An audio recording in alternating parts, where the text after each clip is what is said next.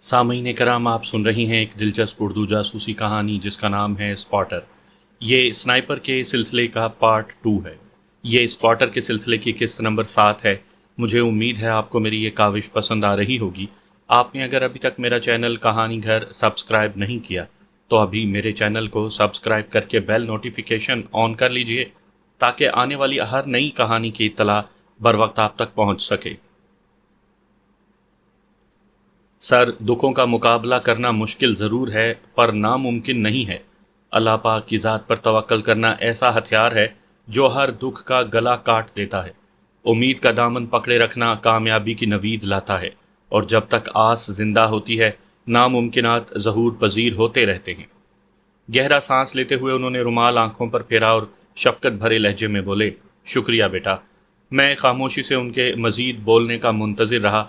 2-3 लम्हे सोचने के बाद उन्होंने इंकशाफ किया, परमा मल्होत्रा मेरी बेटी है, मेरी नन्ही शहजादी, जान से प्यारी परी है। क्या? मैं हक्का बक्का रह गया था। मेरी हैरानी को दरखोरे इतना ना जानते हुए उनकी बात जारी रही। उस वक्त मैं कैप्टन था। 3 माह दौरानिए के इंटेलिजेंस कोर्स में नुमायां कारकर्दगी ने मेरे लिए एक ऐसी राह का तयन कर दिया था जिसे इख्तियार करने की सूरत में घर बार क्या, वतन की आबो हवा भी शजरे ममनुआ बन जाती है। गैर शादीशुदा होना मेरा इंतखाब करने वालों के लिए मज़ीद तरगीब आमेज़ था। मुझे अपना प्यारा वतन छोड़कर गैर मुय्यना मुद्दत तक भारत में रहना था। काफ़ी सोच विचार के बाद मैंने रजामंदी का इजहार कर दिया। वालदा साहिबा हयात नहीं थी वरना यह फ़ैसला आसानी से ना कर सकता। वालिद साहब रिटायर्ड कर्नल थे और एक फ़ौजी को वतन की मोहब्बत का दर्स देना उसकी खिदमात का मजाक उड़ाने के मुतरादिफ है। उन्होंने मेरे फ़ैसले को कुशादा दिली से सराहा। बिलाशुबा वो एक अजीम शख्स थे। आज अपनी औलाद से जुदा होने के बाद मुझे उनके दुख का इदराक हो रहा है। गो मुझसे बड़ा भाई उन्हें संभालने को मौजूद था पर उनका अपना मुकाम था, वो मेरी जगह कभी पुर नहीं कर सकते थे। अब्बा जान की शफकत पिदरी पर वतन की मोहब्बत गालिब आ गई और उन्होंने अपने दुख को बज़ाहिर हंसते हुए गले से लगा लिया था। खैर, मेरी रजामंदी और अब्बू जान की इजाज़त मिलने के बाद मेरी तरबियत नए सिरे से शुरू हुई, जो साल भर जारी रही। तब पता चला कि 3 माह के कोर्स में मेरी सिखलाई अबजद से आगे नहीं बढ़ पाई थी। इस बार मुझे हिंदी और भारत में बोली जाने वाली दूसरी 2-3 मशहूर ज़बानें, मराठी, तामुल वगैरह सिखाई गईं। हिंदी रस्मुल ख़त सिखाया गया और मेरी तरबियत इस नहज पर हुई कि मैं सोचता भी हिंदी में था। बेशक हिंदी उर्दू की असल एक है, मगर वक्त गुजरने के साथ उर्दू में संस्कृत के मुश्किल और नाकाबिल फ़हम अल्फाज मतरूक हो गए और उनकी जगह अरबी और फ़ारसी के सहल और खुशखत तलफ़ुज़ अल्फाज कसीर तादाद में दर आए और उर्दू ने रस्मुल ख़त में भी अरबी फ़ारसी से मुस्तार लेकर एक अलहदा शनाख्त बना ली, जबकि हिंदी संस्कृत से जुड़ी रही। मुझे नई शनाख्त मिली, मेरा नाम पारेश मल्होत्रा रखा गया। अम्बाला के एक मज़ाफ़ाती गाँव की शहरियत मिली। नकली वालिदैन मिले, लेकिन उन बेचारों की नज़र में मैं उनका सगा बेटा ही था। इस मामले में ज़रा सा ख़तरा भी मोल नहीं लिया गया। मोहन मल्होत्रा का बड़ा बेटा लड़कपन में गायब हो गया था। उसकी तलाश में काफ़ी सरगर्मी दिखाई गई मगर बेटा वापस ना मिल सका। आखिर रो धोकर उन्हें चुप साधना पड़ी। माँ किसी भी मज़हब, किसी भी मसलक, किसी भी कौम की हो, माँ ही होती है। औलाद को भूल जाना उसके लिए मुमकिन नहीं होता। राधा मल्होत्रा भी अपने बेटे को भुला नहीं पाई थी। पाकिस्तान में जो ही मेरी तरबियत शुरू हुई, अम्बाला में मौजूद मखसूस अफराद ने मोहन मल्होत्रा के गिर्द दायरा तंग करना शुरू कर दिया। बड़ी चाबकदस्ती और मनसूबाबंदी से उस तक बेटे की ज़िंदगी की नवीद पहुंचाई गई। पगली माँ की तो नींदें ही हराम हो गईं। अपनी बेचैनी और बेकरारी पर जो दबीस पर्दे डाले थे वो तारे अनकुबत की तरह बिखर गए। मेरी नागुफ्ताबा हालत की तस्वीर दिखाकर उनके सकून और आराम को तहो बाला किया गया। यहाँ तक कि मोहन मल्होत्रा ने बेटे की बाजियाबी की कोशिशें तेज़ कर दीं। दौरान तरबियत मुझे उनके पूरे ख़ानदान की तस्वीरें दिखाकर ना सिर्फ उनकी शनाख्त मेरे दिमाग में नक्श की गई, बल्कि पारेश मल्होत्रा के दाएं गाल पर बना मखसूस तिल और बाएं कोहनी में पुराने ज़ख्म का निशान भी मेरे जिस्म का हिस्सा बन गया था। तरबियत के खात्मे पर मैं खुफिया तरीके से अम्बाला पहुँचाया गया। आखिर एक दिन मोहन मल्होत्रा अपने बेटे के हसूल में कामयाब हो ही गए। 7-8 साल बाद उन्हें बेटा मिला था। पूरे ख़ानदान में खुशी की लहर दौड़ गई थी। मुझे अपने अगवा की मुकम्मल कहानी अजबर थी। कोई दकीका फ़रोगज़ाश्त नहीं किया गया था। मोहन मल्होत्रा एक मतमूल शख्स था। शनाख्त के मरहले से फ़ारिग होते ही मैंने बाप के सामने पढ़ने की ख्वाहिश का इज़हार किया। پاریش مڈل میں تھا جب غائب ہوا تھا۔ اب میں وہیں سے آغاز کرتا تو یقیناً 8-10 سال حصول تعلیم ہی میں برباد ہوتے، مگر موہن ملہوترا نے میرے لیے گھر ہی پر استاد کا بندوبست کر دیا۔ پہلے ہی سال میں نے میٹرک کا امتحان اچھے نمبروں سے پاس کر لیا۔ اگلے 2 سال میں ایف اے کر کے میں نے آرمی جوائن کرنے کی کوشش شروع کر دی۔ اپنے شناختی کاغذات میں نے عمر کافی کم درج کروائی تھی۔ میرا چہرہ بھی ایسا تھا کہ عمر سے 5-6 سال چھوٹا ہی لگتا تھا۔ موہن ملہوترا کی کوشش سے میں بھارتی فوج میں آفیسر بھرتی ہو گیا۔ پاک فوج کی اعلیٰ تربیت نے مجھے ہر میدان میں سرخرو رکھا۔ بہرحال یہ طویل داستان ہے جو ایک نشست میں بیان نہیں کی جا سکتی، اس لیے میں اجمالاً ان واقعات پر روشنی ڈال رہا ہوں۔ تربیت کے خاتمے تک، کیپٹن بننے تک مجھے چھوٹے چھوٹے کام سونپے جاتے رہے، اور پھر میرے ذمہ ایک عجیب کام لگایا گیا۔ مجھے پاروتی شکلا نامی لڑکی کو محبت کے جال میں پھانس کر شادی کرنا تھی۔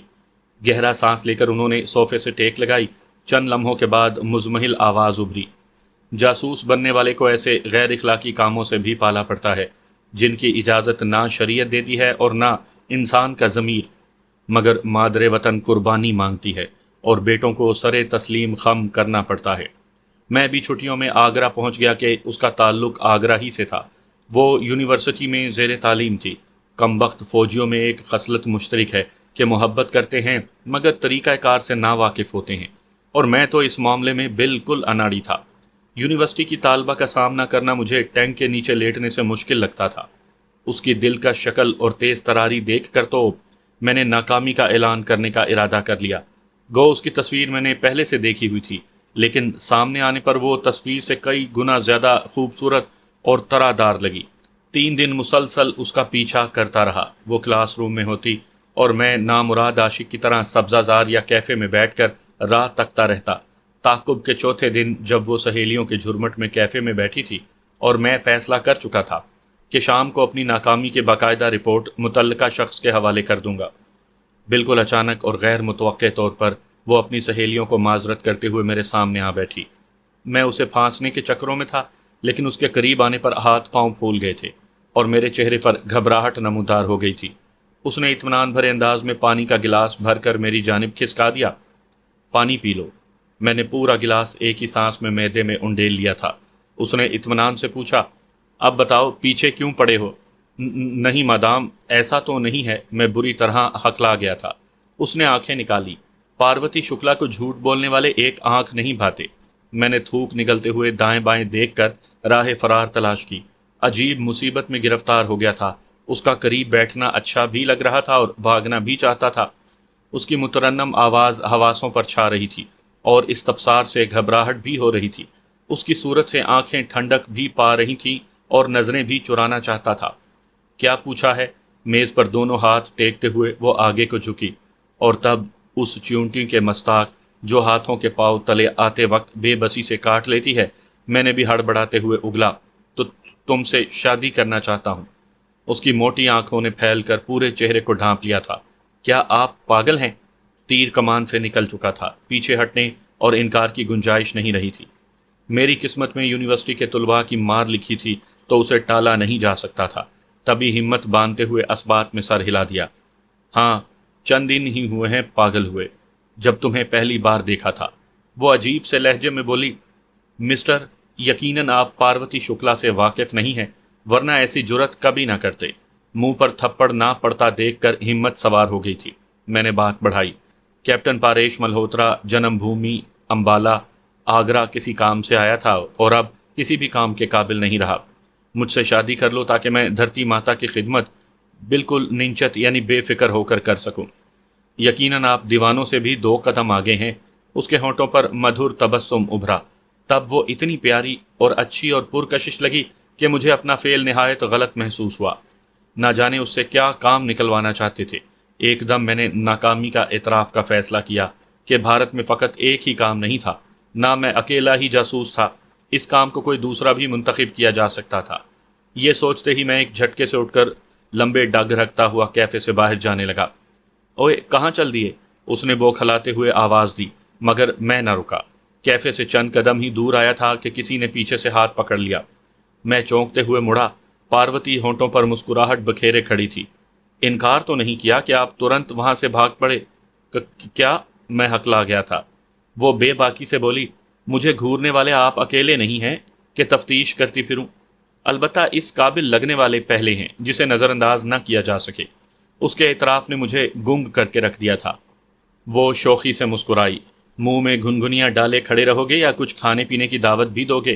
میں نے ویسے ہی مذاق کیا تھا، ایک دوسری لڑکی کو پسند کرتا ہوں، اس کے لیے یاد کیے مکالمے تمہارے سامنے دہرا دیے۔ میں نے جھوٹ کا سہارا لے کر خوبصورت بلا سے پیچھا چھڑانے کی کوشش کی جو چند لمحوں میں حواسوں پر چھانے لگی تھی۔ میں کوئی بھی ایسا کام نہیں کر سکتا تھا جس سے اس کی ذات کو ادنا سا نقصان پہنچتا۔ کسی ایک کام میں ناکامی کا مطلب یہ نہیں تھا کہ میری ساری خدمتوں پر پانی پھر جاتا۔ اس کے چہرے پر تحیر بھرا شوق آنکھوں کی گہرائی میں اضطراب ہلکورے لیتا ہوا نمودار ہوا، اور اس سے پہلے کہ شکوا کرتی نگاہوں کے سامنے ہتھیار ڈالنے پڑتے، میں پیچھے مڑ کر تیز قدموں سے اپنے ہوٹل کی طرف چل پڑا۔ شام کو ناکامی کی رپورٹ تحریر کر کے میں نے مخصوص ذریعے سے اس شخص تک پہنچا دی جس سے مجھے ہدایات ملا کرتی تھیں۔ وہ رات آنکھوں ہی میں بیتی تھی۔ پاروتی کے ساتھ مختصر لمحات گزار کر اتنی بے چینی تھی تو اس کا مستقل ساتھ مجھے کام ہی سے نکال دیتا۔ اگلے دن واپس امبالہ روانہ ہوا تاکہ بقیہ چھٹی گھر گزار سکوں۔ البتہ گھر واپس آ کر محسوس ہوا کہ میں صرف جسمانی دوری پیدا کرنے میں کامیاب ہوا تھا، دل و دماغ سے انہیں نہیں جھٹک پایا تھا۔ دوسرے دن مجھے اپنی رپورٹ کا جواب موصول ہوا تھا۔ اسے کوئی نقصان نہیں پہنچے گا، اصل ہدف کوئی اور ہے، وہ صرف درمیانی کڑی ہے، تم اسے شریک حیات بنا سکتے ہو۔ میں کافی بے چینی اور بے سکونی محسوس کر رہا تھا۔ اسے نقصان نہ پہنچنے کی خبر نے مجھے اسی دن آگرہ لوٹنے پر مجبور کر دیا۔ امبالہ سے آگرہ تک قریباً 450-500 کلومیٹر کا فاصلہ میں نے راستے میں رکے بغیر طے کیا تھا۔ رات ہوٹل میں گزار کر میں اگلی صبح سویرے ہی یونیورسٹی پہنچ گیا۔ اس کی روزمرہ معلوم تھی، ڈرائیور اسے چھوڑ کر واپس لوٹ جاتا تھا۔ وہ پیریڈ شروع ہونے سے آدھ پون گھنٹہ پہلے آتی اور فالتو وقت یونیورسٹی کی لائبریری میں گزارتی تھی۔ خالی پیریڈ کے دوران وہ سہیلیوں سے گپ شپ کرتی، کیفے میں جا کر کھانے پینے کا شغل کرتی۔ چھٹی کے وقت دوبارہ تھوڑی دیر لائبریری میں گزارتی، یہاں تک کہ ڈرائیور لینے پہنچ جاتا۔ اس کی آمد سے پہلے میں یونیورسٹی لائبریری کے مخصوص گوشے میں موجود تھا جہاں وہ بیٹھا کرتی تھی۔ ایک کتاب کھول کر بظاہر صفحات پر نظر دوڑا رہا تھا، مگر میرا رواں رواں اس کی آمد کا منتظر تھا، اور پھر وہ پہنچ گئی۔ کتابوں کی الماری کا رخ کرنے سے پہلے ہی اس کی نظر مجھ پر پڑی۔ وہ سن کھڑی مجھے گھورنے لگی۔ 2-3 لمحے بعد جانے کے ارادے سے مڑی، تبھی میں نے آواز دی، مس شکلا۔ گو مگو کی کیفیت میں وہ رک گئی تھی، بلا شبہ سخت خفا تھی، اور چھوٹی سی ملاقات کے بعد ناراضی کا اظہار بتا رہا تھا کہ میں اس کے لیے کتنا اہم تھا۔ کتاب بند کر کے میں قریب ہوا، غزالی آنکھوں میں جھانکتے ہوئے دھیرے سے بولا، شمع کر دو۔ اس نے سرد مہری سے پوچھا، کیا ہم ایک دوسرے سے واقف ہیں؟ پتہ نہیں، میں نے دائیں بائیں سر ہلایا۔ لڑکیوں کو چھیڑنے کا نتیجہ جانتے ہیں؟ میں اداسی سے بولا، شاید۔ وہ ہنسی ضبط کرتے ہوئے بولی، یقیناً جس لڑکی کے لیے مکالمے یاد کر رکھے تھے اس نے دھتکار دیا ہے، جو دوبارہ میری ضرورت پڑ گئی ہے۔ میں بے بسی سے بولا، مجھے اظہار کرنا نہیں آتا، نہ روٹھوں کو منانا جانتا ہوں، اور نہ یہ پتا ہے کہ جو پیارا لگے اس سے کیسے جان چھڑائی جاتی ہے۔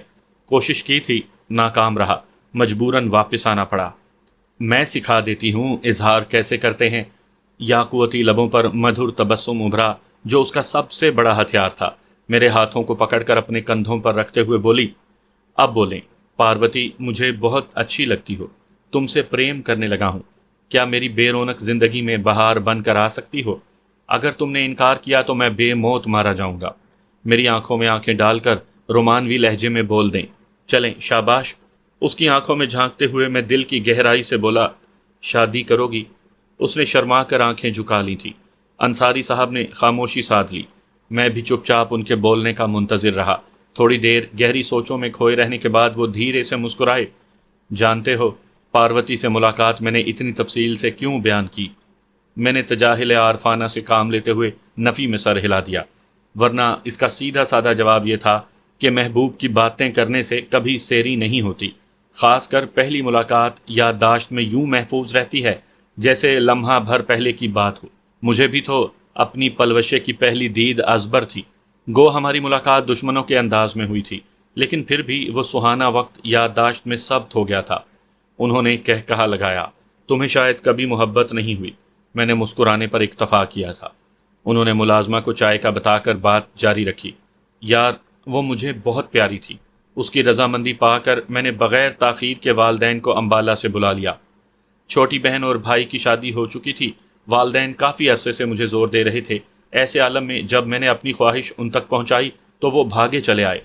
اگلے دن ہم پاروتی شکلا کے گھر پہنچ گئے۔ وہ اس دن یونیورسٹی نہیں آئی تھی۔ جب اس کے والد سے تعارف ہوا تو میرا ماتھا ٹھنکا۔ لمبے تڑنگے کرنل دھریندر شکلا کی شخصیت میرے لیے انجانی سہی، مگر اس کا رینک باور کروانے کو کافی تھا کہ پاروتی شکلا کے ذریعے مجھے کس کڑی سے جوڑا جا رہا تھا۔ میرا خاندانی پس منظر، فوج کی نوکری اور پاروتی کی مرضی، ان عوامل کے ہوتے ہوئے مجھے ٹھکرانا آسان نہیں تھا۔ خراٹ شکل کے دھریندر شکلا نے رضامندی ظاہر کر دی۔ اس کے خشونت بھرے چہرے پر کرختگی، بے رحمی، کھردرا پن اور درشتی گویا ابل رہی تھی۔ پاروتی جیسی ملائم، دلکش اور پیاری لڑکی کا والد مجھے دل کی گہرائیوں سے ناپسند آیا تھا۔ دونوں طرف رضامندی کے بعد پاروتی کی تعلیم مکمل ہونے تک شادی مؤخر کی گئی۔ اس کا آخری سیمسٹر شروع تھا۔ 3 ماہ بعد وہ میری زندگی میں باقاعدہ دلہن بن کر داخل ہوئی۔ وہ مجھے دل کی گہرائیوں سے چاہتی تھی اور میں بھی بغیر کسی لالچ، غرض اور مطلب کے اس پر فدا تھا۔ شادی کے 1 ماہ بعد ہی پاکستان کے ساتھ حالات خراب ہوئے اور مجھے کشمیر کے محاذ پر جانا پڑا۔ بہت مشکل اور کڑا وقت تھا۔ مختصر یہ کہ اللہ کے فضل و کرم سے اپنے کسی بھائی کی گولی کا نشانہ نہ بنا اور 6-7 ماہ بعد چھٹی واپس آ گیا۔ گھر آ کر پتنی کو دیکھا تو خوف اور گھبراہٹ سے چکر آ گئے تھے۔ وہ 6-7 ماہ کی حاملہ تھی۔ میں کسی صورت بچہ نہیں چاہتا تھا، لیکن اب پاروتی کو حمل گرانے پر راضی کرنا ناممکن تھا۔ یوں بھی جس جی کو اللہ پاک دنیا میں بھیجنا چاہے، اس کی راہ میں کوئی دنیاوی طاقت رکاوٹ نہیں ڈال سکتی۔ مجبوراً چپ سادھنا پڑی۔ اللہ پاک نے مجھے ایک خوبصورت بچی کا باپ بنا دیا۔ جیسے پرما کی دنیا میں آمد میری منشا کے خلاف ہوئی تھی، یوں ہی میرے دل پر اس کے قابض ہونے میں بھی میرے ارادے یا خواہش کا عمل دخل نہیں تھا۔ نہ چاہتے ہوئے بھی روز بروز میرے دل میں اس کی محبت بڑھتی گئی۔ البتہ ایک دھیان میں نے ضرور رکھا کہ پاروتی دوبارہ ماں نہ بن سکے۔ اگر بے احتیاطی سے حمل ہو بھی گیا تو میں نے پاروتی کی بے خبری میں اسے ایسی دوائیاں کھلا دی جس سے حمل ضائع ہونا پڑا۔ 3-4 حمل ضائع ہونے کے بعد اس نے میری مسلسل نصیحتوں کو قابل عمل جانتے ہوئے دوسری اولاد کی خواہش دل سے نکال دی۔ بہرحال یہ ضمنی بات ہے۔ پاروتی سے شادی کے چند ماہ بعد ہی مجھے دھریندر شکلا کے مزید نزدیک ہونے کا حکم ملا۔ وہ مستقل مقبوضہ کشمیر کے محاذ پر تعینات تھا۔ اس کے بارے میں جو تفصیل ملی تھی، میرے دل میں اس کی نفرت کا گراف مزید بلند کر دیا تھا۔ مظلوم کشمیریوں پر ظلم ڈھانا اس کا محبوب مشغلہ تھا۔ کشمیری مجاہدوں میں بھی وہ شیطان کی طرح مشہور تھا اور اسے قتل کرنے کی کوششوں میں مجاہدین اپنا کافی نقصان کر چکے تھے۔ میں اس کا داماد تھا۔ ایسے موقع کا حصول مشکل نہیں تھا کہ اسے کیفر کردار تک پہنچا سکتا، مگر ایسی صورت میں ایک تو خود پھنس جاتا، دوسرا دھریندر شکلا ایک اہم شخص تھا۔ اس کی وساطت سے مجھے کافی کارآمد معلومات اور دشمن کے راز مل جاتے تھے جو اس کے خاتمے کے بعد ناممکن الحصول ہو جاتے۔ میں طبیعت پر جبر کر کے اس ظالم کے مزید قریب ہونے لگا۔ مسلمانوں سے اظہار نفرت، انہیں دہشت گرد، ظالم اور سفاک قرار دینا، پاک فوج کی بزدلی اور ڈر پوکی پر لطائف اور پاکستان سے بغض و عناد کا پرچار ایسے منتر تھے جس سے میں اس کا منظور نظر بنتا گیا۔ اس کے چھٹی آنے پر بے شمار ملاقاتیں ہوتی اور باتوں باتوں میں کافی معلومات اگلوا لیتا۔ اس کی غیر موجودگی میں اس کے سامان کی بھی تلاشی لے لیتا تھا۔ اس کے قریب ہونے کی مجبوری میں مجھے امبالہ چھوڑ کر آگرہ میں مستقل رہائش اختیار کرنا پڑی۔ میرا یہ فعل پاروتی کے نزدیک اسے خوش کرنے کو تھا۔ گو میں اسے خوش دیکھنا چاہتا تھا، لیکن آگرہ منتقل ہونا سراسر احکامات کے تابع ہوا تھا۔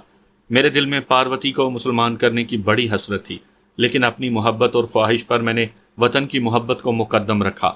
تبھی پاروتی کو حق کی راہ دکھانے کا حوصلہ نہ کر سکا، یوں ہی پرما کے بارے میں بھی ایسی کوشش نہ کر سکا۔ البتہ ایک خیال میں نے ضرور رکھا کہ وہ ہندو مت کے قریب نہ جا سکے۔ میری کوشش سے وہ اول دن سے آزاد خیال اور لبرل بن گئی تھی۔ البتہ میں خود اپنے بناوٹی مذہب کا بہت دھیان رکھتا تھا، کیونکہ اسی طرح میری شناخت زیادہ پوشیدہ رہ سکتی تھی۔ میرے سسر Dhirendra Shukla brigadier major general اور پھر لیفٹیننٹ جنرل کے عہدے تک پہنچ گئے تھے۔ اچھے سروس ریکارڈ کے ساتھ میں نے بھی لیفٹیننٹ کرنل کا رینک لگا لیا تھا۔ اس دوران پاک فوج کے مطلوبہ اہداف خوش اسلوبی سے پورے کرتا رہا۔ میں ہمیشہ بچ بچا کے اور نہایت احتیاط سے کام کرتا تھا۔ ہفتوں کا کام مہینوں تک مؤخر رکھتا اور بے احتیاطی نہ کرتا، لیکن میرے چوکنا ہونے کا مطلب یہ نہیں کہ باقیوں سے بھی غلطی نہیں ہو سکتی۔ جاسوسی کا کام نہایت توجہ، باریک بینی، بر وقت فیصلہ کرنے کی صلاحیت اور ہوشیاری کا متقاضی ہے۔ ایک جاسوس کے واسطے پھیلے ہوئے نہیں ہوتے، ورنہ ایک کے پکڑے جانے کی صورت تمام دشمن کے ہتھے چڑھ جاتے ہیں۔ البتہ ایک دو افراد سے رابطہ رکھنا مجبوری ہوتا ہے، اور میری بدقسمتی کے دشمن کے راز اور معلومات وغیرہ میں جس آدمی کے ذریعے بھیجا کرتا تھا وہ پکڑا گیا، اور ایجنسی کے غیر انسانی تشدد کے سامنے اس نے میرا راز فاش کر دیا۔ چونکہ میرا سسر ایک جنرل تھا اور شروع دن سے اس کے خفیہ ایجنسیوں سے روابط تھے، بلکہ وہ بذات خود را اور دوسری ایجنسیوں میں کافی سروس گزار چکا تھا، ایجنسیوں نے جو ہی میرے خلاف دائرہ تنگ کرنا شروع کیا، میرے سسر کے ایک خیر خواہ نے اس تک یہ خبر پہنچا دی۔ اسے میری خوش قسمتی سمجھو کہ جب وہ اپنے خاص کمرے میں ایجنسی کے بندے سے گفتگو کر رہا تھا، تب پاروتی نے اتفاق سے ساری گفتگو سن لی تھی۔ وہ چند لمحے پہلے ہی گھر پہنچی تھی اور والد کی تلاش میں اس کے مخصوص کمرے کی طرف بڑھی۔ اندر داخل ہونے کو وہ دروازہ دھکیلنے ہی لگی تھی کہ والد کے منہ سے میرا نام سن کر لمحے بھر کو ٹھہر گئی۔ جوں جوں گفتگو آگے بڑھی، خوف اور ڈر سے اس کا خون خشک ہوتا گیا۔ والد کو ملے بغیر وہ سرعت سے پلٹی اور گاڑی بھگاتے ہوئے گھر پہنچ گئی۔ انصاری صاحب نے چپ سادھ لی، کافی دیر سر جھکائے بیٹھے رہے، پھر ان کی اذیت بھری آواز نے خاموشی کو توڑا۔ ان لمحوں کو میں بیان نہیں کر سکتا۔ گھر پہنچ کر سب سے پہلے اس نے میرا گریبان پکڑا تھا، مجھے دھوکے باز، مطلبی، ظالم، خود غرض اور نہ جانے کیا کیا پکارا، اور پھر مجھے لپٹ کر یوں بلک بلک کر روئی جیسے دودھ پیتا بچہ روتا ہے۔ میں بھی جانتا تھا کہ جدائی کی گھڑی سر پر پہنچ گئی ہے۔ پاروتی کے بغیر زندگی گزارنے کا تصور ایسا ہی تھا جیسے گردن کٹنے کے بعد زندہ رہنا۔ اگر وہاں رکنے کی صورت، بچنے کا ذرا سا بھی احتمال ہوتا تو میں نہ بھاگتا، مگر یہ ممکن نہیں تھا۔ مجھے اپنے جگر کے دو ٹکڑوں پرما اور پاروتی کو الوداع کہنا پڑا۔ پرما تو گھر پر موجود ہی نہیں تھی، چونکہ میں جانتا تھا کہ وہاں میری نگرانی ہو رہی ہے، اس لیے پاروتی مجھے کار کی ڈگی میں چھپا کر باہر لے گئی۔ وفا کی پتلی مجھے چھوڑنے امبالہ تک آئی۔ میں نے اسے ساتھ لے جانے کی بڑی کوشش کی، پر وہ نہ مانی۔ گو اس نے وطن کی محبت پر میری محبت کو ترجیح دی تھی، مگر اس کی بھارت ماتا سے محبت اور اپنے دھرم سے لگاؤ کوئی ڈھکی چھپی بات نہیں تھی۔ اسی وجہ سے تو میں اسے اسلام کی دعوت نہیں دے سکا تھا۔ بہرحال وہ مجھے امبالہ چھوڑ کر آنسو بہاتے ہوئے واپس لوٹ گئی۔ میں کس طرح بھارت سے نکلا یہ ایک الگ کہانی ہے۔ پاکستان پہنچنے میں پورا مہینہ لگا تھا۔ یہاں آتے ہی سب سے پہلے میں نے پاروتی اور پرما کی خبر لی۔ تب خیر خواہوں کی زبانی یہ روح فرسا خبر پہنچی کہ پاروتی بخیریت آگرہ نہیں پہنچ پائی تھی، راستے ہی میں حادثے کا شکار ہو کر نظر اجل ہو گئی تھی۔ یقیناً میری جدائی کا دکھ اس سے برداشت نہیں ہو پایا تھا، اور میں بے وفا آج بھی زندہ سلامت بیٹھا ہوں۔ انصاری صاحب کی آنکھوں میں نمی نمودار ہوئی۔ ٹھنڈا سانس بھرتے ہوئے انہوں نے آنکھوں پر رومال پھیرا اور ان کی بات جاری رہی۔ یہاں میری بریگیڈیئر رینک تک ترقی ہو چکی تھی، اور سروس کے اختتامی 2-3 ماہ ہی باقی تھے۔ ناگفتہ باز ذہنی حالت کی بدولت میں سروس جاری رکھنے سے قاصر تھا۔ میجر جنرل کے عہدے کی پیشکش ہوئی، لیکن مجھے انکار میں سر ہلانا پڑا۔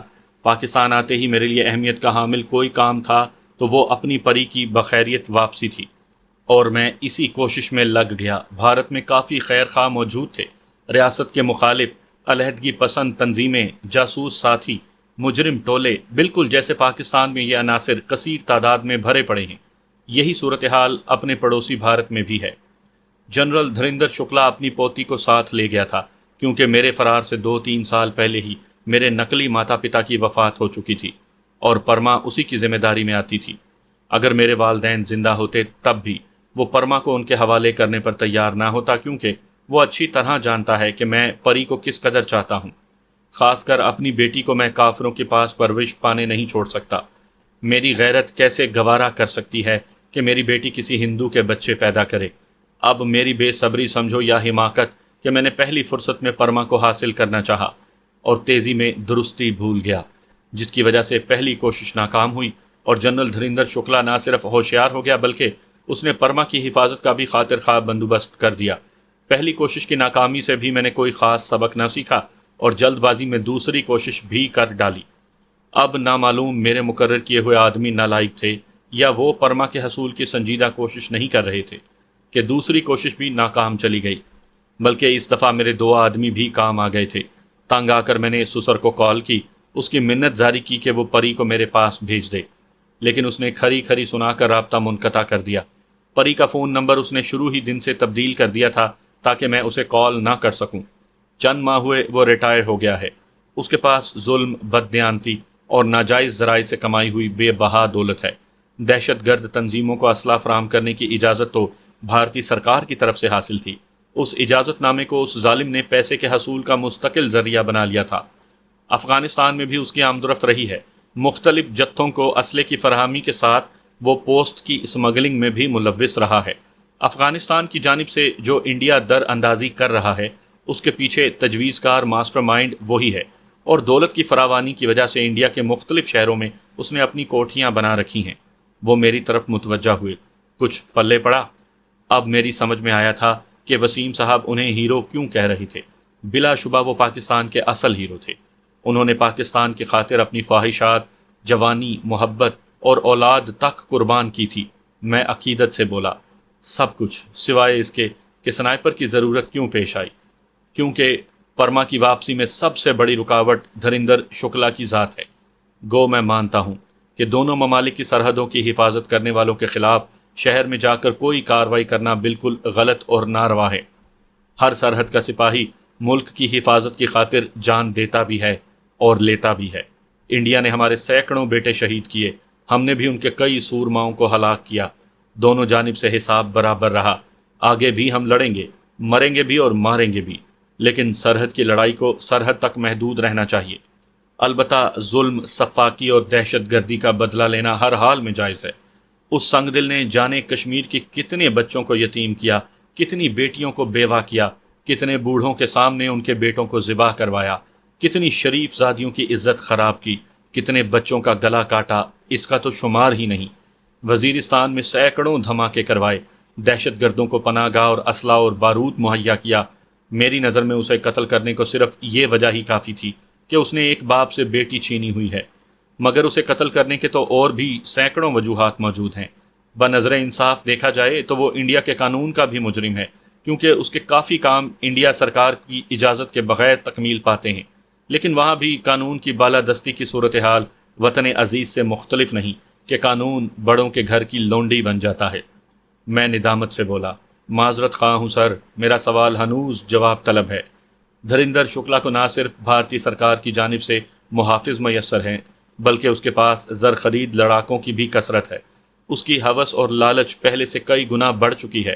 دہشت گردوں کو اسلحہ سپلائی کرنے کا ٹھیکہ اب تک اسی کے پاس ہے۔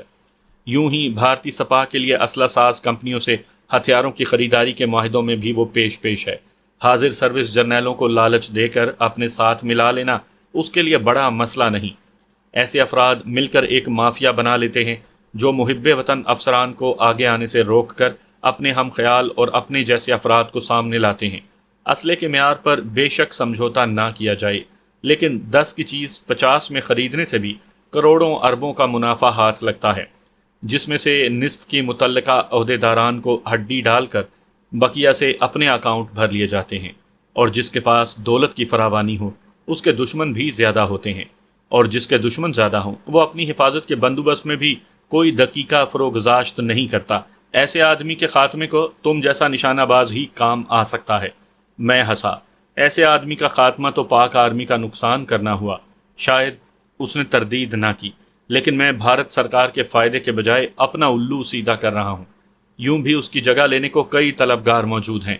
بدی کے درخت کی جڑیں انسان کی رسائی سے دور ہیں، ہم صرف شاخ تراشی ہی کر سکتے ہیں۔ بدی کو فنا کرنا قادر مطلق کے بس میں ہے، اور اس نے مہلت دی ہوئی ہے، کس میں طاقت کے مہلت چھین سکے۔ میں نے اس بات میں سر ہلایا، جانا کب ہے؟ وہ مسکرائے، پہلے رضامندی تو ظاہر کرو۔ میں عقیدت سے بولا، اپنے ہیرو کے کام آنا میرے لیے باعث سعادت ہوگا۔ شکریہ بیٹا، شفقت بھرے لہجے میں کہتے ہوئے انہوں نے مجھے لپٹا لیا تھا۔ تمہارے ساتھ ایک اور جوان بھی جا رہا ہے، چند دنوں میں تمہارے شناختی کاغذات تیار ہو جائیں گے۔ ہفتے کو تمہاری خصوصی تربیت شروع ہوگی جو اگلے 3 دن جاری رہے گی، تب تمہیں مزید تفصیلات سے آگاہ کروں گا۔ پھر اجازت دیں سر۔ میں نے گھڑی کو دیکھا، سوئیاں 3 کے ہندسے کو چھو رہی تھی۔ انہوں نے میری دل لگتی بات کہی، بہتر ہوگا 2-3 دن گھر گزار لو، ہفتے کی شام تمہاری یونٹ میں بیٹھک ہوگی، تب تک پہنچ جانا۔ میں ششو پنج میں پڑ گیا۔ وسیم صاحب سے اجازت لینا پڑے گی۔ میری ہچکچاہٹ کو نظر انداز کرتے ہوئے پوچھا، ڈرائیونگ جانتے ہو؟ میں نے اس بات میں سر ہلا دیا۔ چابی بڑھاتے ہوئے وہ اطمینان سے بولے، گیراج میں سزوکی کار کھڑی ہے، لے جاؤ۔ وسیم کو میں بتا دوں گا، اب تم میرے حوالے ہو چکے ہو۔ شکریہ سر، مسرت بھرے لہجے میں کہتے ہوئے ان سے الوداعی مصافحہ کیا اور باہر نکل آیا۔ تھوڑی دیر بعد چکلالہ کینٹ کی حدود سے نکل کر راول پنڈی کی کشادہ سڑکوں پر رواں دواں تھا۔ مجھے انصاری صاحب کی پری اور پاروتی بھول چکی تھی، کچھ یاد تھا تو اپنی پلوشیں اور اس کی ناراضگی۔ صبح کی نماز تک میں گھر پہنچ چکا تھا۔ میری آمد پر روما کھل اٹھی تھی، مگر پلوشے کا موڈ پہلے ہی کی طرح تھا۔ اسے اکیلے میں گھیر کر میں نے انڈیا مشن کے بارے میں آگاہ کیا، یہ بھی کہا کہ زندگی موت کا کچھ پتہ نہیں، واپس آ سکوں گا یا نہیں، اس لیے ہو سکے تو مجھے معاف کر دے۔ مگر میرے سچ کو سفید جھوٹ خیال کرتے ہوئے اس نے اتنی اہمیت بھی نہیں دی تھی کہ میری جانب دیکھ ہی لیتی۔ منت سماجت سے اس کے کان پر جوں بھی نہیں رنگی تھی۔ جب تھک کر باہر جانے لگا تب اس کی جذبات سے آری آواز ابھری، بہتر ہوتا اگر طلاق کے بارے میں کوئی فیصلہ کر کے آتے، کیونکہ میں نہیں چاہتی میرے عدالت سے رجوع کرنے پر تمہارا مذاق بن جائے۔ میں بپھر کر مڑا، دماغ جگہ پر ہے اور تم کسے کہا؟ بے پرواہی سے بولی، تمہیں۔ میں آزردہ ہوا۔ پلوشے، سچ میں انڈیا جا رہا ہوں۔ ہو سکتا ہے میں 6 ماہ میں لوٹوں، ہو سکتا ہے سال لگ جائے، یہ بھی ممکن ہے لوٹ ہی نہ پاؤں۔ وہ بیگانے پن سے بولی، اسے بتاؤ جسے تمہاری پرواہ ہو۔ تمہیں نہیں ہے؟ میں دوبارہ قریب ہوا، مگر میری وارفتگی بھری پیش قدمی کو اس نے سرد مہری سے ٹھکرا دیا۔ مسٹر ذیشان، میں علیحدگی کا فیصلہ کر چکی ہوں۔ بہتر ہوگا واپسی سے پہلے میرا مسئلہ حل کرتے جاؤ۔ میرا ہاتھ گھوما، چٹاخ کی آواز سے کمرہ گونج اٹھا تھا، پھول سے رخسار پر انگلیاں سبت ہو گئی تھیں۔ میرے پاس تو یہی حل ہے، درستی سے کہتے ہوئے میں باہر نکل آیا۔ روما میرے جانے کا سن کر پریشان ہو گئی تھی۔ اسے میں نے اجمالاً انصاری صاحب کی کہانی بھی سنا دی تھی۔ وہ مجھے چھیڑتے ہوئے بولی، تو صاف کہیں نا جھوٹے اجنبی، مس پرما کی دید کا شوق آپ کو انڈیا لے جا رہا ہے۔ میں وارفتگی سے بولا، کیا دنیا کی کوئی لڑکی میری روما سے خوبصورت اور پلوشے سے پیاری ہو سکتی ہے؟ روما نے انکشاف کیا، آپ کی پلوشے دوبارہ پلو خان بننے کے چکروں میں ہے۔ کل مجھے کہہ رہی تھی اس کے بال کاٹ دوں۔ میں ششدر رہ گیا تھا، پتہ نہیں کیا مسئلہ ہے کمینی کو۔ روما ہنسی، آپ نہیں جانتے؟ میں نے ہدایت دی، بہرحال تم اس کے بال نہ کاٹنا۔ روما نے اس بات میں سر ہلا دیا۔ اگلے دن اس نے بھی پلوشا کو سمجھانے کی کوشش کی، مگر اس نے یہ میرا اور ذیشان کا ذاتی معاملہ ہے کہہ کر روما کو نادم کر دیا تھا۔ اس نے تو مجھے پیٹھ پیچھے بھی پیار بھرے تخاطب سے یاد کرنا چھوڑ دیا تھا۔ ہفتے کی دوپہر میں گھر والوں سے الوداع ہو کر واپس روانہ ہوا۔ نامعلوم واپسی نصیب میں لکھی بھی تھی یا انڈیا کی سرزمین میرا مدفن بننے والی تھی، یہ فقط میرا علیم و خبیر مالک ہی جانتا تھا۔ اللہ ڈینو کا تعلق سندھ سے تھا۔ گہرا سانولا رنگ، میانہ قامت، چریرا بدن، عام شکل و صورت کے دیکھنے والوں کو کوئی کشش محسوس نہ ہو۔ بظاہر یوں لگتا جیسے سیدھا سادہ دہاڑی لگانے والا مزدور، مزارہ یا پریشان حال بے روزگار جوان ہو۔ لہجہ بھی گنواروں کا سا، اور پھر سندھیوں کی بول چال سے تو فوراً ان کی پہچان ہو جاتی ہے، مگر باطن بے ضرر اور عام نظر آنے والا جوان، چست و چالاک، چاق و چوبند اور ہر دم چوکنا اور تیار، ایسا کمانڈو تھا جس کی نظریں عقاب کی طرح شکار کو تاڑ لیتی ہیں۔ دست بدست لڑائی میں طاق، اسلحے کا شناور، باوردی پھندوں میں اور آئی ڈیز لگانے میں ماہر، بھیس بدلنے میں مشتاق، تجربے کار منجا ہوا کمانڈو تھا۔ اس میں مشکلیں جھیلنے اور مصائب کا سامنا کرنے کی قوت برداشت عام آدمیوں سے کئی گنا زیادہ تھی۔ سینچر کی شام ہماری طویل بیٹھک ہوئی۔ اللہ ڈینو دیر سے پہنچا تھا اور تب تک انصاری صاحب اس کے بارے میں تفصیل سے بتا چکے تھے۔ اس کی آمد پر رسمی تعارف کے بعد کام کی بات شروع ہوئی۔ بہت سی خبریں زیر بحث لائی گئیں، لایا عمل طے ہوئے، ڈھیر ساری تجاویز پر غور ہوا، ممکنہ خطرات سے نبٹنے کے منصوبے بنائے گئے، ہمدردوں اور کام آنے والوں کی شناخت اور پتے ذہن نشین کیے گئے۔ ایسے افراد جن سے عارضی طور پر کام لیا جا سکتا تھا ان کے بارے میں ہدایات ملی۔ اس کے علاوہ بھی انصاری صاحب نے اپنے تجربات کا نچوڑ اور انڈیا میں کام کرنے کے طریقوں سے واقفیت دلائی۔ ساری رات ہمارا سبق شروع رہا۔ صبح نماز پڑھ کر سونے کا وقت ملا تھا اور یہ بے ضابطہ تربیت اگلے 2 روز تسلسل سے جاری رہی۔ انصاری صاحب محبت، شفقت اور جاں فشانی سے ہمیں سکھاتے رہے۔ انہوں نے ضروری مشورے اور نصیحتیں 20 بار دہرائیں۔ ہم اپنے ساتھ لکھا ہوا مواد نہیں لے جا سکتے تھے، اس لیے متعلقہ لوگوں کے نام، پتے اور فون نمبر ہمیں یادداشت میں محفوظ کرنا تھے۔ اس ضمن میں مجھے تو کوئی مسئلہ نہیں تھا۔ انصاری صاحب کے ایک بار بتانے ہی پر میں نے ضروری معلومات ذہن نشین کر لی تھیں۔ اللہ ڈینو بھی تربیت یافتہ کمانڈو تھا۔ 3 دن کی مسلسل دہرائی کے بعد اسے بھی کوئی شبہ نہیں رہا تھا۔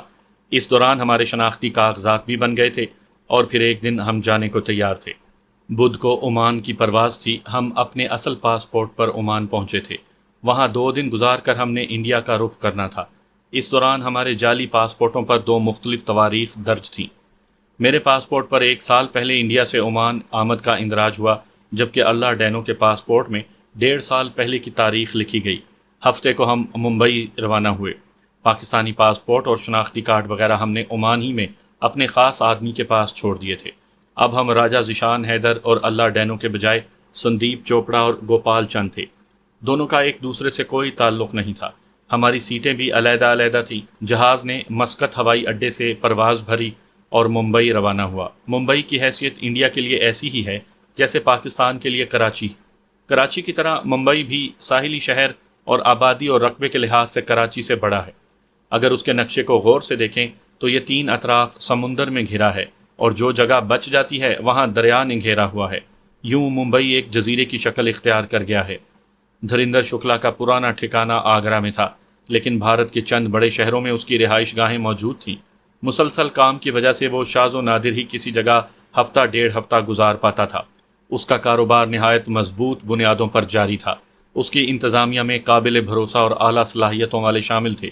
اس کے محافظوں میں بڑی تعداد انڈین آرمی کے ریٹائرڈ کمانڈوز کی تھی۔ بعض تو نوکری کے اختتام سے پہلے ہی مستعفی ہو کر ان سے آن ملے تھے کہ اس نے انڈین آرمی سے زیادہ مراعات اور تنخواہ کی پیشکش کی تھی۔ سچ کہیں تو وہ ایک مافیا کی حیثیت اختیار کر گیا تھا۔ پرما انصاری کو اس نے کس شہر میں رکھا ہوا تھا، اس بارے انصاری صاحب لا علم تھے۔ شروع میں انہوں نے اپنی بیٹی کو آگرہ سے اغوا کروانے کی ناکام کوششیں کی، جس کی وجہ سے دھریندر شکلا نے نہ صرف پرما کی حفاظت بڑھا دی تھی بلکہ اسے آگرہ سے کسی نامعلوم مقام پر منتقل کر دیا تھا۔ اس کی تعلیم جاری تھی۔ انصاری صاحب کے بقول وہ ڈاکٹر بننا چاہتی تھی، یقیناً کسی اچھے میڈیکل کالج میں پڑھ رہی ہوگی۔ بدقسمتی سے انصاری صاحب کے پاس اس کی تصویر بھی موجود نہیں تھی، کیونکہ وہ افراتفری میں انڈیا سے فرار ہوئے تھے۔ حلیہ پوچھنے پر معلوم ہوا محترمہ کے بال سنہری تھے، مگر وہ وقتاً فوقتاً ڈرائی کرواتی رہتی تھی، اس لیے کبھی کالے ہو جاتے، کبھی بھورے، کبھی نیلے تو کبھی سفید۔ اسکول دور میں کندھوں سے کافی نیچے تک پھیلے تھے اور اب جدید انداز میں ترشوانے پر صرف کندھوں کو چھوتے تھے۔ صاف مطلب کہ بالوں کے ذریعے پہچاننا ممکن نہیں تھا۔ آنکھیں شوخ شرارتی جن میں ذہانت کی چمک تھی، زبان خاموش بھی ہوتی تو آنکھیں بولتی محسوس ہوتی تھی۔ ہر نوجوان شرارتی لڑکی کی آنکھیں ایسی ہی لگتی ہیں۔ کشادہ پیشانی، روشن اور معصوم چہرہ، ہر محبت کرنے والے باپ کو بیٹی کا چہرہ ایسا ہی لگتا ہے۔ اس کے علاوہ بھی انہوں نے کئی خوبیاں اور نشانیاں بتلائیں، مگر تمام اتنی عام تھی کہ ہر 5ویں لڑکی پر پرما کا شبہ ہو سکتا تھا۔ میں نے جتانا مناسب نہ سمجھا۔ اب محترمہ کی پہچان بھی ہمارے لیے مسئلہ ہی تھا۔ یہ بھی معلوم نہیں تھا کہ آیا انصاری صاحب کے حوالے سے وہ ہمارے ساتھ آنے پر تیار ہو جاتی یا سچ مچ اسے اغوا کروانا پڑتا۔ انصاری صاحب کے بقول وہ ان پر جان دیتی تھی، لیکن انصاری صاحب کے جانے کے بعد دھریندر شکلا نے کچے ذہن کی لڑکی کے دماغ میں کیا گند بھرا ہوگا، اس کا اندازہ کرنا مشکل نہیں تھا۔ اسے ٹھکانے لگانا بھی علیحدہ درد سر تھا۔ اگر اسے قتل کیے بغیر مسئلہ حل ہو جاتا تو زیادہ بہتر رہتا کہ ہمارے پاس انڈیا کے اندرونی معاملات کو سدھارنے کا ٹھیکہ نہیں تھا۔ ہمارا مقصد تو فقط پرما کا حصول تھا۔ وہ انصاری صاحب کی اولاد تھی اور اس پر مکمل طور پر باپ کا حق تھا، لیکن انصاری صاحب دھریندر شکلا کے قتل پر بضد تھے۔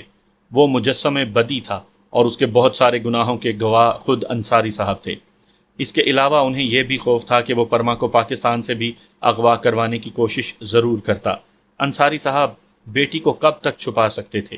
دھریندر شکلا کے ہاتھ کافی لمبے تھے، وہ شرارت سے کبھی باز نہ آتا، اور اس کا مستقل حل یہی تھا کہ دھریندر شکلا باقی نہ رہتا۔ ہم ممبئی کے چھترپتی شیواجی انٹرنیشنل ایئرپورٹ پر اترے۔ پاکستان ہو یا انڈیا، ہر 2 ممالک کی خفیہ ایجنسیوں کے افراد بین الاقوامی ہوائی اڈوں پر کثیر تعداد میں جمع رہتے ہیں۔ ان کا کام ملک دشمن عناصر کو تاڑنا، ان کا پیچھا کرنا اور ان کے گرد شکنجہ کسنا ہوتا ہے۔ کوئی بھی جاسوس صرف کاغذات کے بل بوتے پر نہیں پکڑا جاتا، اور نہ بین الاقوامی ہوائی اڈوں پر اترنے والے مسافروں کی تعداد اتنی کم ہوتی ہے کہ ایجنسیاں ہر ایک کے کاغذات جانچ سکیں۔ ایئرپورٹ کا عملہ کاغذات کی جانچ پڑتال باریک بینی سے کرتا ہے، لیکن جعل ساز بھی کچی گولیاں نہیں کھیلا کرتے کہ ان کے بنائے کاغذات آسانی سے پکڑے جا سکیں۔ ایجنسیوں کے پاس جاسوسوں کو پہچاننے کے مختلف گر اور طریقے ہوتے ہیں۔ اس میں قیافہ شناسی، جاسوس کا اکیلا ہونا یعنی بیوی بچوں کے بغیر سفر کرنا، ان کے پاس مختصر سامان کا ہونا، انہیں ہوائی اڈے پر وصول کرنے کو خاندان کے کسی فرد کا نہ آنا، آدمی کا خوامخواہ دائیں بائیں چوکنا انداز میں گھورنا، خوف زدہ یا گھبرایا ہوا نظر آنا، مستقل ٹھکانہ نہ ہونے کے باعث اکثریت کا ہوٹلوں اور مہمان خانوں میں رہنا، اور بھی بہت سی وجوہ سے جاسوسوں کی پہچان ہوتی ہے۔ روزانہ سینکڑوں ہزاروں افراد کی بیرون ملک سے آمد ہوتی ہے۔ ایجنسیوں نے ہر ملک سے آنے والے افراد کو مختلف درجوں میں بانٹا ہوتا ہے، جن میں کچھ ممالک سے آنے والے افراد کو زیادہ باریک بینی اور احتیاط سے جانچا جاتا ہے۔ ایجنسیوں والے مشکوک افراد کا تعاقب اور دور دور سے نگرانی کر کے اپنا شبہ رفع کرتے ہیں۔ کاغذات کے مطابق ہم سال ڈیڑھ کے بعد عمان سے لوٹ رہے تھے، اور کسی ایسے فرد کا مختصر سامان کے ساتھ سفر کرنا عجیب لگتا ہے۔ تبھی میرے پاس 2-3 بڑے بڑے سوٹ کیس تھے، جن میں مردوں، عورتوں اور بچوں کے کپڑوں کے علاوہ مختلف قسم کے کھلونے وغیرہ بھرے تھے۔ کاغذات کی جانچ پڑتال کروا کر مجھے سامان کے انتظار میں بیٹھنا گوارا نہیں تھا۔ وطن عزیز کی طرح وہاں بھی کام نکلوانے کو تصویری کاغذات استعمال ہوتے ہیں۔ مہاتما گاندھی کی تصویر کی پوجا رام کرشن اور بھگوان سے زیادہ کی جاتی ہے۔ پرانے مسافر ایسے چٹکلوں سے واقف ہوتے ہیں کہ کیسے تھوڑی سی نقدی خرچ کر کے انتظار سے بچا جائے۔ گو بین الاقوامی مسافرت کا مجھے زیادہ تجربہ نہیں تھا، لیکن انصاری صاحب کے پرمغز واز یادداشت میں زندہ تھے۔ چند سو کی قربانی دے کر میں اپنے سامان کے ساتھ ایئرپورٹ سے باہر آ گیا۔ پارکنگ میں ٹیکسی ڈرائیور سے بھاڑا طے کرتے ہوئے کافی مغز ماری کی کہ یہ بھی انڈین عوام کی فطرت کی عکاس ہے۔ خود کو مشکوک ہونے سے بچانے کو یہ ڈرامہ بھی ضروری تھا۔ ٹیکسی کے پارکنگ سے نکلنے سے پہلے اللہ ڈینو کندھے سے بیگ لٹکائے ایک بڑا بیگ کھینچتا ہوا نمودار ہوا۔ اس نے ہاتھ اٹھایا۔ ٹیکسی ڈرائیور یقیناً نہ رکتا، مگر میرے کہنے پر بریک دبا دی۔ بھائی، جو چندرا گاؤں جانا ہے؟ میں نے سمندر کنارے موجود دوسائی ٹاؤن کا بتایا تھا، جو چندرا اس سے پہلے آتا تھا۔ تبھی میں صورت سے بولا، اسے بھی ساتھ لے چلتے ہیں، راستے میں اتار دیں گے، 500 زیادہ لگیں گے۔ ٹیکسی ڈرائیور سودے بازی پر اتر آیا تھا۔ ذرا سے مول تول پر 350 زائد دینے پر معاملہ ختم ہوا۔ وسائی ٹاؤن ایئرپورٹ سے 50-60 کلومیٹر دور تھا۔ تھوڑی دیر کے بعد ٹیکسی وسائی ٹاؤن کی طرف روانہ تھی۔ اللہ ڈینو عقبی نشست پر بیٹھ گیا۔ میں ڈرائیور کے ساتھ بیٹھا تھا۔ راستے میں ہم دونوں انجان مسافروں کی طرح شناسائی بڑھانے لگے۔ معاشی مسائل، بہنوں کا جہیز، پردیس کی نوکری میں مشکلات، بڑھتی ہوئی مہنگائی، بچوں کے تعلیمی اخراجات وغیرہ مماثل مسئلے تھے جن پر ہم محو گفتگو رہے۔ ڈرائیور بیچارہ بھی انہی حالات کا ڈسا تھا۔ زوروں شوروں سے شامل گفتگو ہو گیا۔ گھنٹہ ڈیڑھ بعد ہم وسائی پل سے گزر کر دریائے الہاس عبور کر چکے تھے۔ آگے رش کم تھا، ٹیکسی کی رفتار میں اضافہ ہوا۔ جو چندرا جانے کو ہمیں ہائی وے چھوڑ کر لنک روڈ پر مڑنا پڑا، جو چندرا گاؤں سے ہو کر وسائی پل جاتا تھا۔ وہاں جا تو پہلی بار رہے تھے، لیکن انصاری صاحب نے ہمیں نقشوں پر اتنی وضاحت اور تفصیل سے سڑکوں وغیرہ کے بارے آگاہی دی تھی کہ لگتا تھا کئی بار سفر کر چکے ہوں۔ لنک روڈ پر موڑ کر ہم ذرا سا آگے بڑھے تھے کہ 2 جیپیں ہمیں اوور ٹیک کر کے آگے بڑھیں اور 50-60 قدم دور جا کر راستہ روک دیا۔ جیپ سواروں کا حلیہ اور انداز ایسا نہیں تھا کہ ڈرائیور کا پسینہ نہ نکلتا۔ اس نے فوراً ٹیکسی روکی اور ہاتھ بلند کیے لرزتا ہوا باہر نکلا۔ ہمارے پیچھے 2-3 کاریں آ رہی تھیں۔ انہوں نے دور ہی سے کاریں واپس موڑی اور دم دبائے بھاگ پڑے۔ ممبئی کو مجرموں کی جنت کہتے ہیں۔ وہاں سرکار راج کے بجائے غنڈہ راج چلتا ہے۔ پولیس خود اتنی عاجز ہے کہ دم مارنے کا حوصلہ نہیں کر سکتی۔ جوا خانوں اور شراب خانوں کی تو خیر حکومتی سطح پر اجازت ہے، لیکن ممنوعہ نشے اور اسلحے کا کاروبار، قتل و غارت، بھتہ خوری کو جرم ہونے کے باوجود کوئی روک نہیں پاتا۔ ممبئی کی غنڈہ گردی دیکھ کر کراچی امن و امان اور شرافت کا گہوارہ نظر آنے لگتا ہے۔ پورا شہر غنڈوں کے ہاتھ گروی ہے۔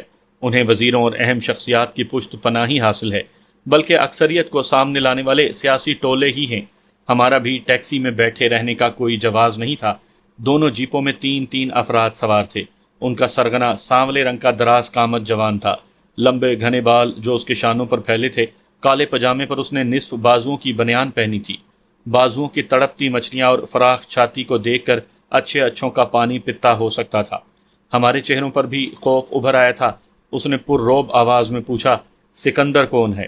میں ہکلایا، مہاراج میرا نام سندیپ ہے، آپ شناختی کارڈ دیکھ سکتے ہیں۔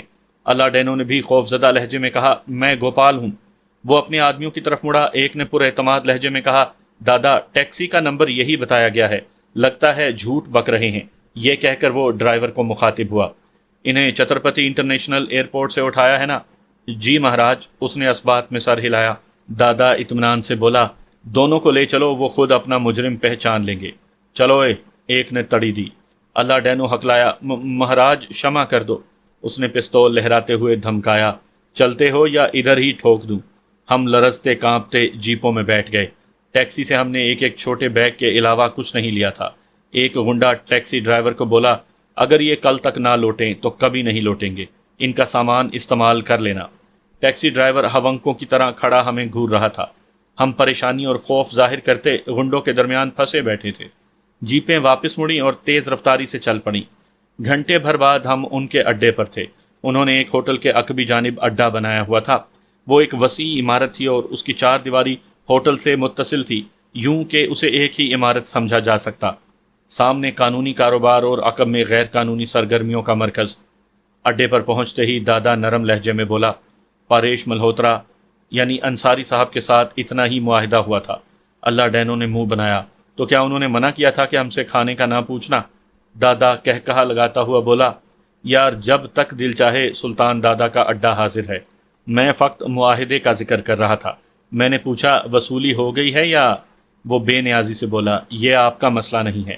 اللہ ڈینو نے خیال ظاہر کیا، شاید ایک دو دن ہمیں رکنا پڑے۔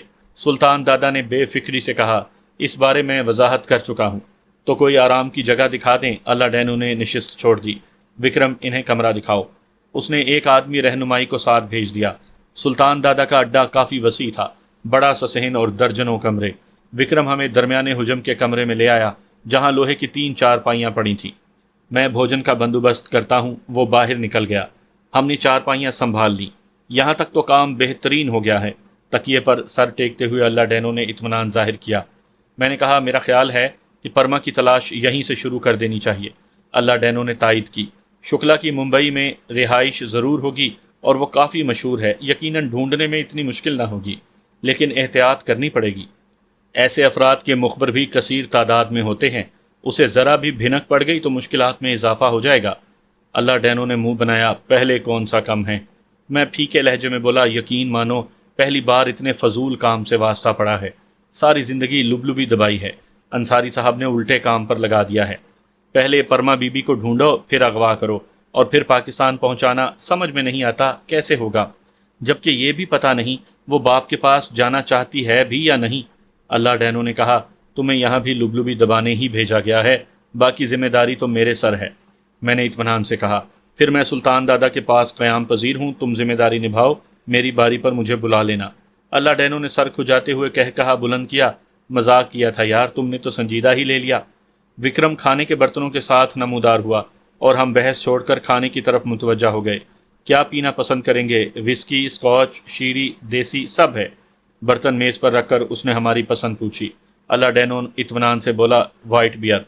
اس نے سوالیہ لہجے میں دہرایا، وائٹ بیئر؟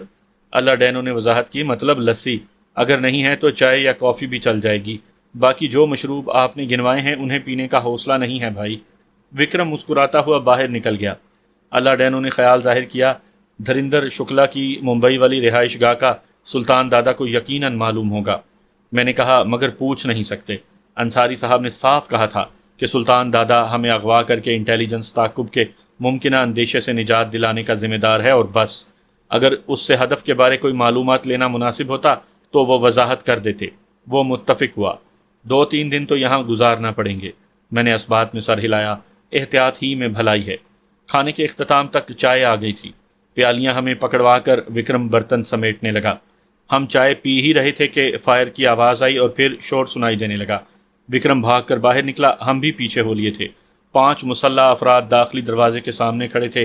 آگے آگے چھریرے بدن اور لمبی قامت کا جوان تھا، جو با آواز بلند سلطان دادا کو للکار رہا تھا۔ سلطان دادا، تم نے راجپوت کی طاقت کا اندازہ لگانے میں غلطی کی ہے۔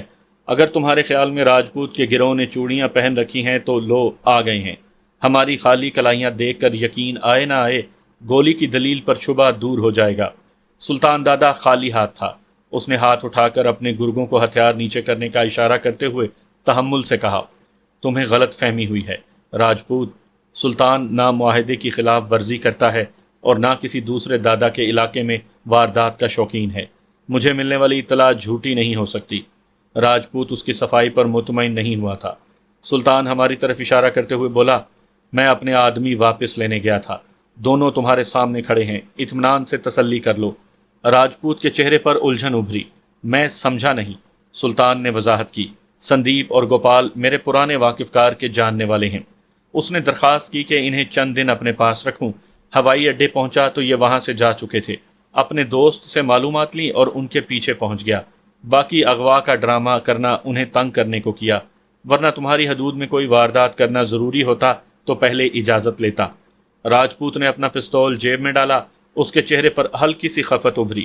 یقیناً تم میری جلد بازی کو شمع کر دو گے۔ سلطان دادا مسکرایا۔